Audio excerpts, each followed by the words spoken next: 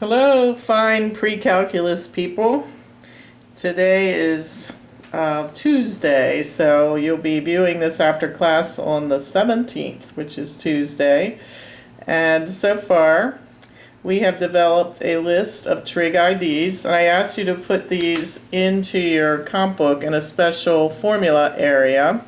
And I believe these were the 8 that we already have accomplished earlier on a previous video, and I'm not sure if I used x or theta, but that's the same. It doesn't matter what variable I use in each ID.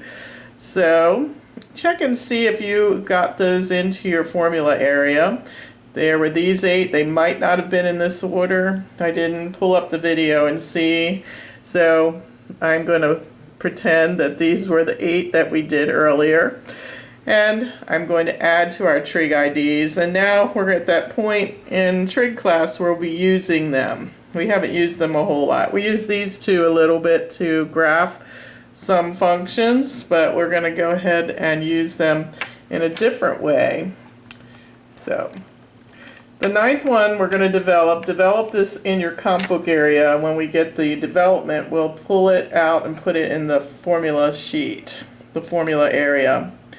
I'm looking at a triangle. This angle is the angle of interest, theta, and I've identified the sides of the right triangle as shown. So now I was wondering, and I'm sure you were as well, what is sine of theta? In this triangle, from the perspective of this angle, opposite over hypotenuse is b over c. And I was wondering, what is the cosine of this angle? Now that angle, I can get better at just calling it that angle, because I know that all the angles of a triangle add up to 180 degrees. So with that, I can indicate this is 90 of those.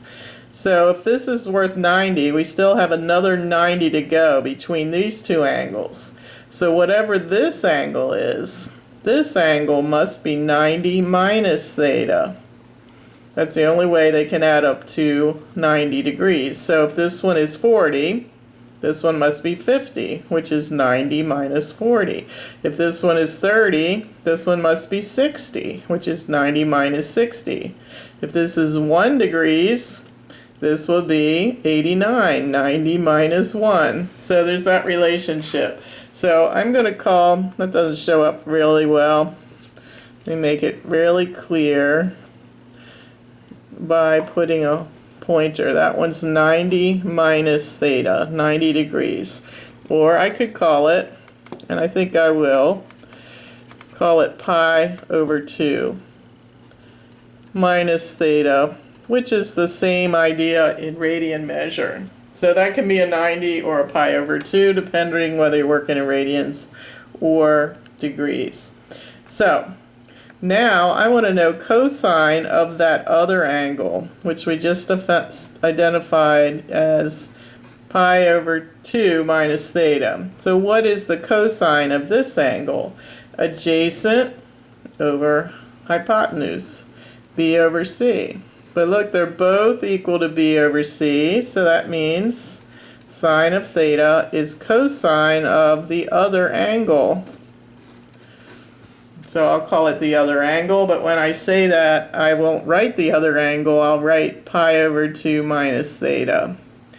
Alright, so that is actually a trig ID, and before we gather them in the back, let's just develop them all. So I was wondering, from the same triangle here, what is the cosine of theta? Cosine of theta, this angle's cosine is adjacent over hypotenuse. Aren't you glad you got a stamp in your passport on these trig IDs, or not trig IDs, trig functions?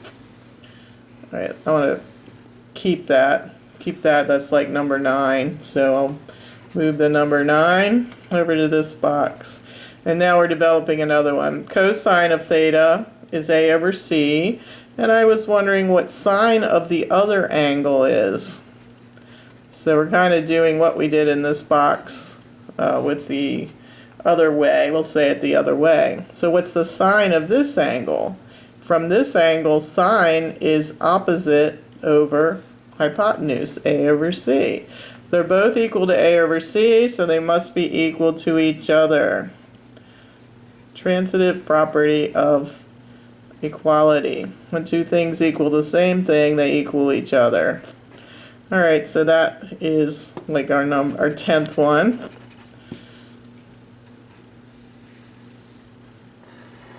All right. So notice that relationship. The sine of an angle is cosine of the other angle in a right triangle, and the cosine of an angle is the sine of the other angle. That's why they call it sine and cosine, because they cooperate together. They work together in this way. They're co-functions, sine and cosine. All right, so 9 and 10 can go back in your formula sheet. The development can stay on this page, but these 9 and 10, the part in the rectangular box is for the back formula sheet, in particular trig IDs. All right, let's work on the 11th one. All right, so let's say the tangent of theta. I was wondering what the tangent of theta is. So from here, tangent is opposite over adjacent, B over A. Can you guess what I'm going to look at next? The cotangent of the other angle, pi over 2 minus theta. All right, so from this perspective, from this angle, what's cotangent? It's going to be adjacent over opposite, B over A. These are equal, so they're equal to each other. So number 11 is tangent of theta equals cotangent of the other angle. All right, so trig ID number 11. Number 12 is, let's look at the cotangent of the angle and compare it to the tangent of the other angle. So we're taking ID number 11 and looking at it in the other way. Cotangent from this perspective is adjacent over opposite, and tangent of the other angle is opposite over adjacent. All right, so they're going to be equal to each other because they're both equal to A over B. All right. So this is number 12. And notice the tangent of one angle is the cotangent of the other. The cotangent of an angle is the tangent of the other. And so that's why it's called tangent and cotangent. They cooperate in this way. All right, the last set of these kind. That's going to be cotangent, working on number 13. The cotangent of the angle theta. Cotangent of theta is going to be, oh, just did that one. Oopsie. We're going to do secant. Secant of the angle. Secant of the angle is running. I can't see our triangle. We have secant is hypotenuse over adjacent, C over A. And what am I going to say here? Cosecant, CSC, is of the other angle, which I called pi over 2 minus theta. So cotangent of this angle is going to be hypotenuse over opposite, C over A. Okay, surprise, surprise, they are equal to each other. So this is 13. Trig identity number 13. And the very last of this kind, we're going to say cosecant of an angle. I'm going to compare that to secant of the other angle. Alright, so back up here, cosecant from this perspective is hypotenuse over opposite, C over B, and secant of the other angle is going to be a hypotenuse over adjacent, C over B. So, number 13 is 14. Sorry. 14 is cosecant of theta equals secant of the other angle. All right. So that's number 14.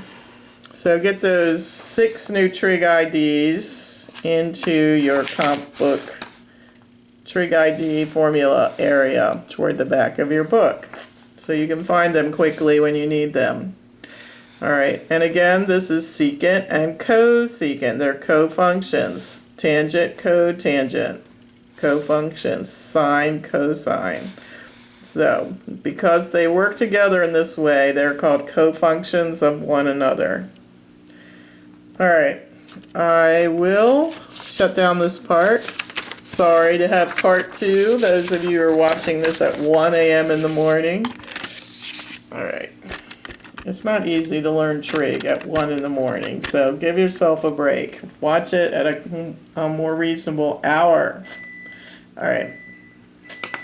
There's the timer on the stove, and it's time to shut down part 1. I'll be back for part 2.